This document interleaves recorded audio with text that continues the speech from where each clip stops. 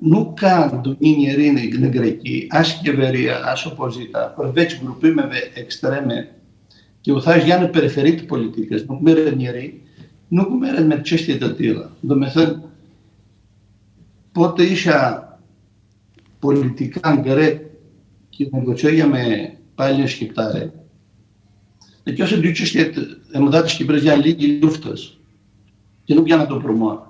Edhe çështja e agresivitetit, do thosha, grek ndaj Shqipërisë, do ishte njeriu më i lumtur, se janë dy gjëra që nuk ekzistojnë. Dhe ne më shohim gjithmonë atyre. Në më të çështja e pensioneve është një çështje që ndërson shqiptarëve, si do rrethkohet kjo marrëveshje.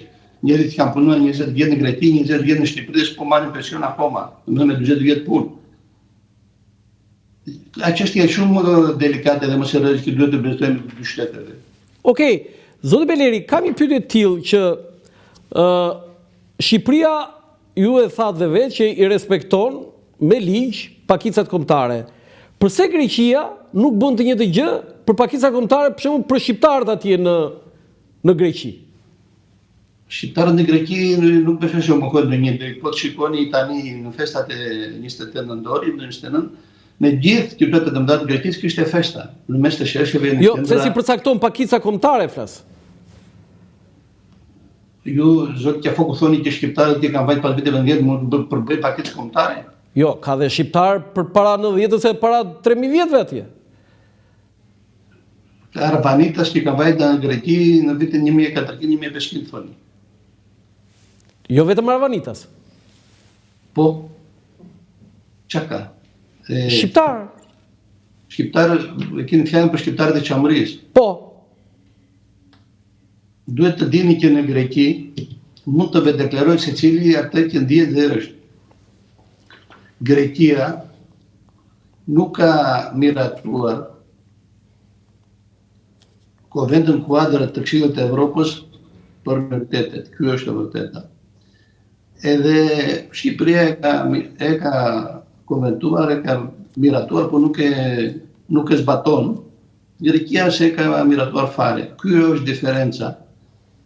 Po në Greqi cili do qytetar mund të deklarojë në mënyrë demokratike pas një problem përkatësinë e vetë etnike.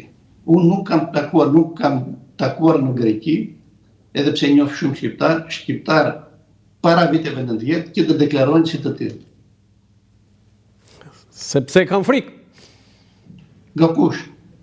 Po nga kush? Nuk e kanë frikë nga Shqipëria.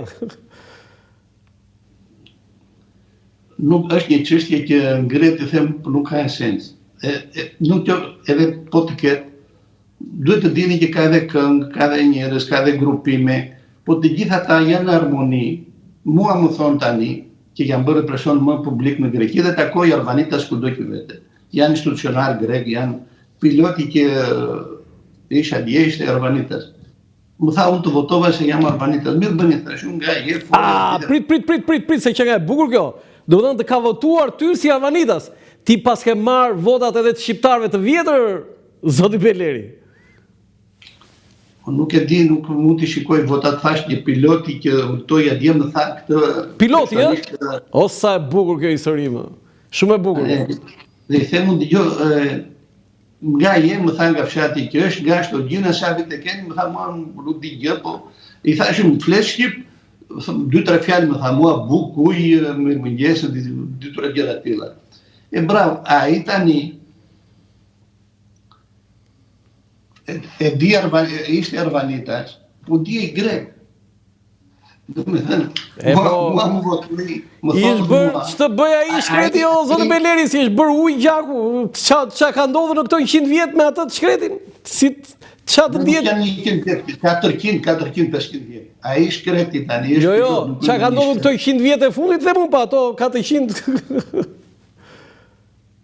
Po Arbanitas në kanarën dhe Greqisë që thash pas rënies së Skënderbeut, pra nuk janë vetëm 100 vjet. Që ata bajnë akoma gjunë e tyre dhe zakonet, sigurisht që nuk kanë jetuar në terror si po thoni ju.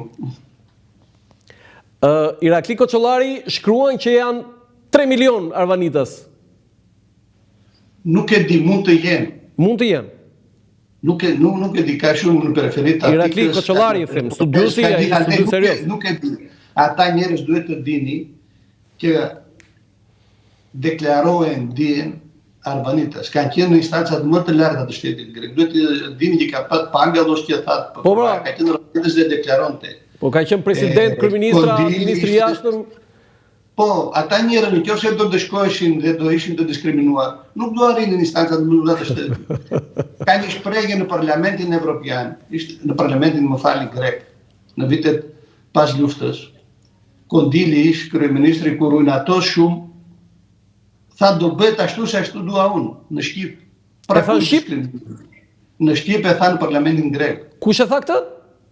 Kondili ish kryeministri i viteve të luftës.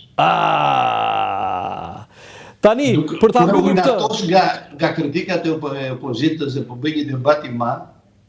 Dhe kjo është në arkiva, unë nuk e parë. Domethënë, nuk kanë qenë të diskriminuar albanezët dhe nuk janë. Ka shumë politikanë sot grek në instancët më të larta që janë me origjinë arvanitase. Ata dihen grek, nuk kanë ndonjë e din që kanë origjinë arvanitase, e thonë, nuk e thonë të gjithë, disa që e thonë, janë krenar, po janë pjesë e pandare e kombit grek. Zoti Beleri, ju vetë ndjeni shqiptar? Duhet të sqaroj se është një temë serioze.